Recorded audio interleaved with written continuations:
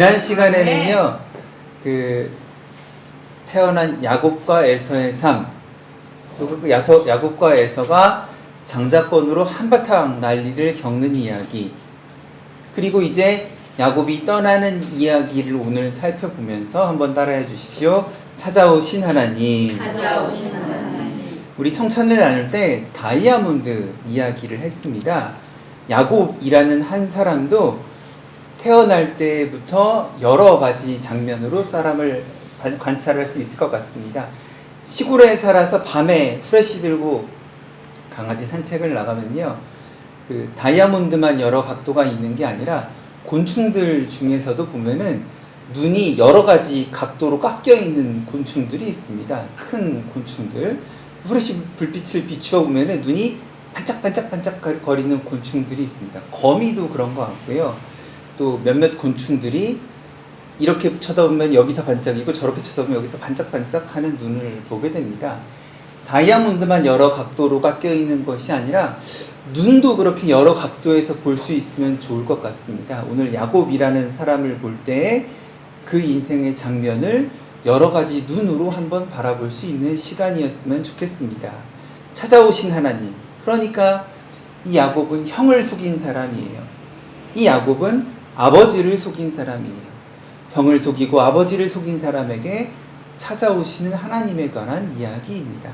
이 모든 이야기를 압축해서 설명해 주는 구절이 있습니다. 창세기 28장 5절 말씀입니다. 한번 여러분들이 큰 소리로 28장 5절 읽어주십시오. 시작. 이에 이삭이 야곱을 보내매 그가 한 아람으로 가서 라반에게 이르렀으니 라반은 아람 사람 르드의 아들이요 야곱과 에서의 어머니 빌가의 오라비더라. 이게 이제 이후에 나올 이야기에 대한 간단한 요약입니다. 지금부터 할 이야기가 이것이다. 야곱이 바단 아람에 가서 외삼촌 댁에 거한다라는 이야기를 미리 이렇게 사건 개요, 사건 파일 먼저 이렇게 딱 알려주고 그 다음 이야기를 시작하는 것입니다. 성경은 요약하는 이야기를 먼저 앞에다 놓고 설명하기도 하고요, 개요를 앞에다가 놓기도 하고 제목을 때로는 앞에다가 놓기도 합니다. 오늘 읽은 말씀 창세기 28장 10절부터 보면은 야곱이 브엘세바에서 떠나 하란으로 갔다라고 합니다. 그러니까 28장 5절에서 전체 이야기를 압축해서 알려주고요, 이제 10절에서부터는 그 전체 이야기를 시작하는 게 아니라 중간 어디쯤부터 이야기를 시작합니다. 마치 스타워즈라는 영화가 1편부터 나온 게 아니라 4편부터 시작을 했다가 거꾸로 나온 것처럼 중간 이야기를 먼저 시작합니다. 야곱이 브엘세바에서 떠나 하란으로 가더니, 외삼촌 라반이 있는 바단 아람 쪽으로 가는 길입니다. 중간에 그리고 사닥다리에서 천사들이 오가는 것을 보고 베델이라 이름하고 주님을 만나는 장면이 오늘 이야기의 내용입니다. 하나씩 살펴보죠. 노숙을 하려고 누운 곳이 베델입니다. 여러분, 창세기 28장 19절 말씀 여러분이 한번 크게 읽어주십시오. 시작. 그곳 이름은 베델이라 하였더라. 이 성의 옛 이름은 루스더라. 원래는 루스라고 부르던 성인데 나중에 이제 야곱의 이야기가 잘 알려지면서 이곳을 베델이라고 부르게 되었다라는 것입니다. 그러니까 28장 10절에서 브엘세바에서 출발했으면 한 80km, 90km 정도 가서 만나게 되는 곳이 이 베델입니다. 그러니까 집에서부터 출발해서요, 첫 번째 노숙한 곳이 베델은 아니었다라는 것입니다. 야곱은 여러분 이렇게 몇 번의 노숙을 하는 동안 어땠겠습니까? 자기 중심적인 사람이었어요. 그런데 지 밖에 모르던 사람이 몇 번의 노숙을 통하여 그 마음이 어떻게 변했을지를 좀 생각해 보았으면 좋겠습니다. 태어날 때부터 형의 발 뒤꿈치를 붙잡고 태어난 사람. 성경 말씀을 보니까 아마도 엄마의 치마폭에 쌓여 있었던 것처럼 보입니다. 엄마 치마폭에 쌓여 있으면 어떻습니까? 결국은 지 밖에 모르지요. 엄마가 치마폭으로 싸준 거 그거 고마워하지 않습니다. 결국은 어머니 리브가를 위한 삶이 아니라 야곱 자신을 위한 일을 더 많이 하는 야곱입니다. 그러니까 뭐 뭐 치마폭에 쌓였던 안 쌓였던 뭐 그게 중요한 게 아니라 야곱의 인생은 자기 중심적인 사람이었던 것입니다. 그런 야곱이 마침내 자기 인생을 지켜주시는 분 하나님을 만나게 된 사건이 바로 베델 사건입니다. 여러분, 이런 경험이 있느냐 없느냐가 한 사람의 인생에 매우 큰 차이를 준다라고 생각을 합니다. 혹시 아직 주님과 친밀한 경험이 없으십니까? 사모하시기 바랍니다. 아멘. 어떤 분들은 어느 날 문득 아침에 성경 읽다가 그런 친밀함을 느낄 수도 있고요. 어떤 분들은 예배 시간, 또 어떤 분들은 성찬. 성찬을 그래서 매주 하는 겁니다. 계속 어떤 기회라도 주려고, 어떤 기회를 통해서든지 하나님과 친밀한 시간을 가져보시라. 혹은 어떤 분들은 찬양 시간에 하나님과 갑자기 친밀함을 느낄 수도 있습니다. 어떤 분들은 정성껏 준비해온 연보, 헌금을 낼 때 갑자기 하나님과의 친밀함을 느낄 수도 있습니다. 다들 졸리고 나른한 설교 시간에 갑자기 그냥 문득 나는 그날 갑자기 안 졸리고 그날 특별한 경험을 하는 날이 찾아올 수도 있습니다. 그런 특별한 은혜를 사모하시면서 첫 번째 말씀에 기억할 것이 있습니다. 한번 따라해 주십시오. 우리가 알지 못하는 사이에. 한 번 더. 우리가 알지 못하는 사이에. 우리가 알지 못하는 사이에 우리를 지키시는 은혜가 있습니다. 자신이 알지 못하는 사이에 이미 천사들이 계속 왔다 갔다 하고 있었다는 것입니다. 우리가 알지 못하는 사이에 무수히 많은 일들이 벌어집니다. 꿈을 많이 꾸십니까? 저는 요새 좀 악몽을 많이 꾸는 것 같습니다. 또 미워하는 사람이 막 나오기도 하고 제가 실수했던 경험들이 막 반복되기도 합니다. 뭐 하는 겁니까? 뇌가 내가 자고 있는 동안 자료를 정리해 주는 거예요. 아침부터 저녁까지 내내 속상한 이야기 내가 끄집어 안고 있을 필요 없으니까 밤에 잠자는 동안 디리릭 데이터 처리를 해주고 있는 것입니다. 이 일들이 없으면 사람이 죽는다라고 하지요. 여러분, 청소하고 정리하다 보면 더러운 걸 만지게 돼요.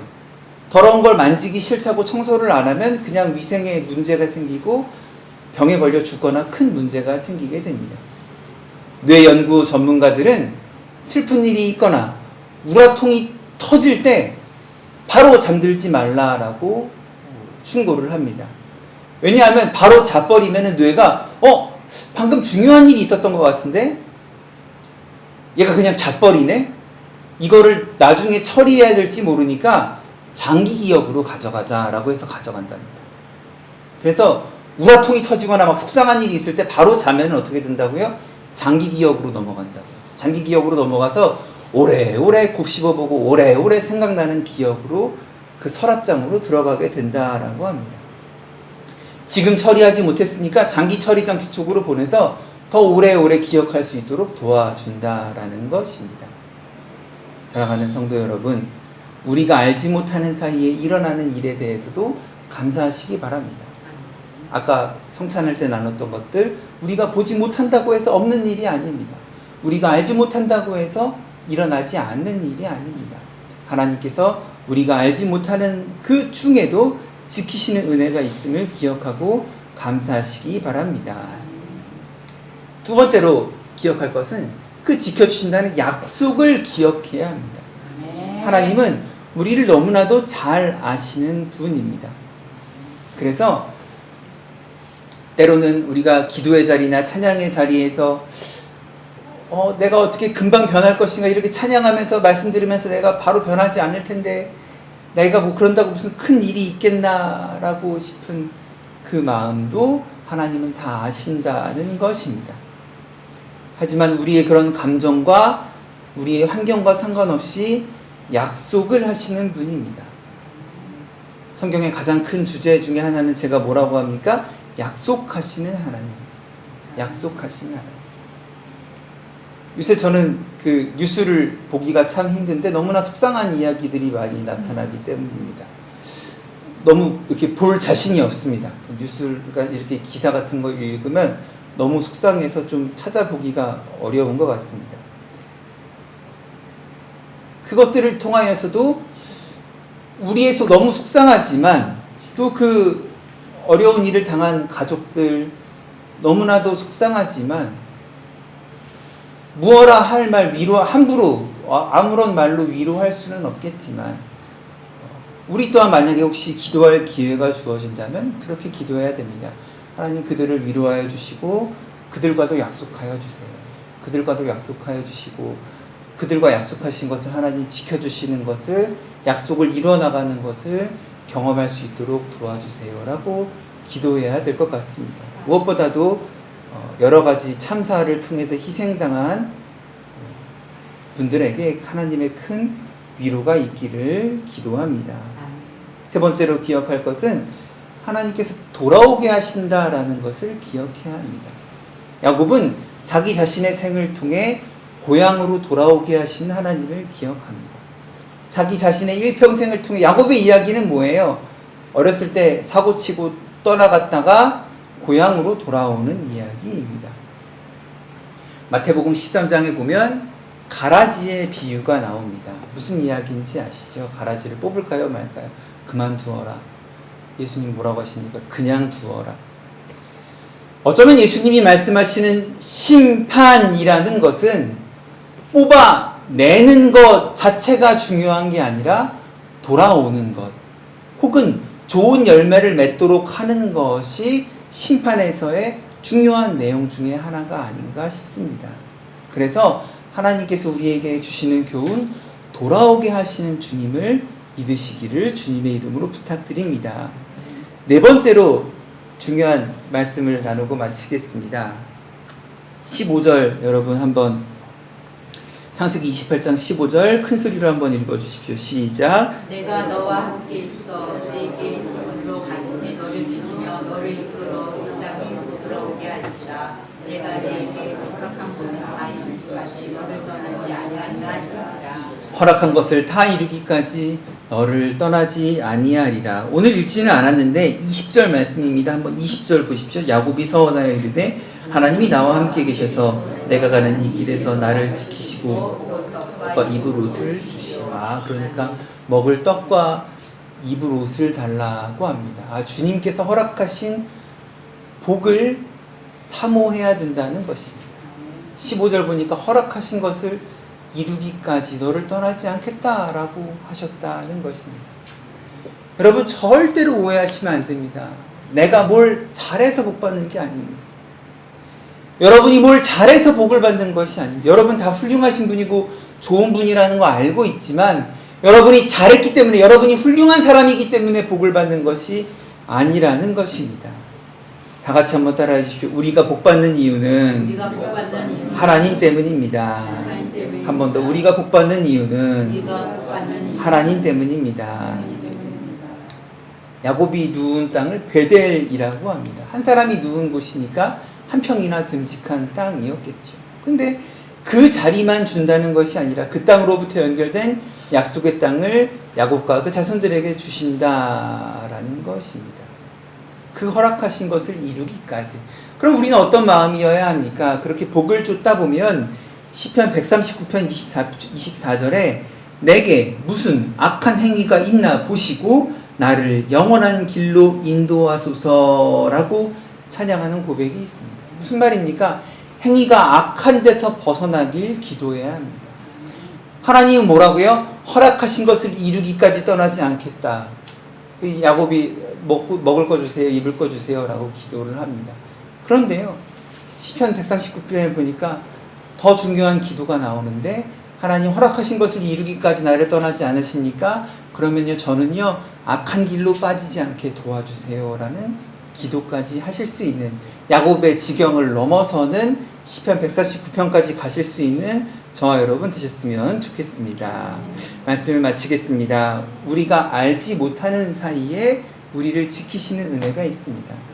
또 그 지켜주신다는 약속을 기억하고 약속을 기억하는 우리가 됐으면 좋겠고, 또 누군가를 축복하며 기도할 때 하나님 약속을 지켜주시고 약속을 이루어주세요 라고 축복했으면 좋겠습니다. 그리고 하나님은 야곱을 돌아오게 하셨습니다. 결국은 돌아오게 하시는 그 주님의 은혜 또한 기억하셨으면 좋겠습니다. 그리고 마지막 허락하신 것을 이루기까지 함께 계시는 주님이니까 우리는 악한 길로 빠지지 않도록 기도하며 우리의 삶을 지켜나가기를 주님의 이름으로 부탁드립니다.